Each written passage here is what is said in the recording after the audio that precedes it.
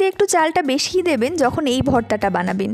একদম পারফেক্ট একটা ভর্তা যারা মিষ্টি কুমড়ো খেতে চায় না। মিষ্টি কুমড়ো আলু ধুয়ে রেখেছিলাম, তাতে হলুদ লবণ দিয়ে মাখিয়ে নেব। এবার একটা চওড়া প্যানে সরিষার তেল দিয়ে লবণ হলুদ মাখানো মিষ্টি কুমড়ো আর আলুগুলো দিয়ে দেবো। ওপর থেকে দিয়ে দেবো এই সিক্রেট ইনগ্রিডিয়েন্টস পেঁয়াজকলি। তারপরে একদম লো ফ্লেমে ঢাকা দিয়ে এপিট ওপিট লাল করে ভেজে নিতে হবে। ভাজতে ভাজতেই কিন্তু কুমড়ো আলু একদম সেদ্ধ হয়ে যাবে। যখন সেদ্ধও হয়ে যাবে আর লাল লাল হয়ে ভাজা হয়ে যাবে তখন তুলে নেব। ওই প্যানেই দিয়ে দেব রসুন, শুকনো লঙ্কা আর পেঁয়াজ, সেগুলোকেও ভেজে নেব লাল লাল করে।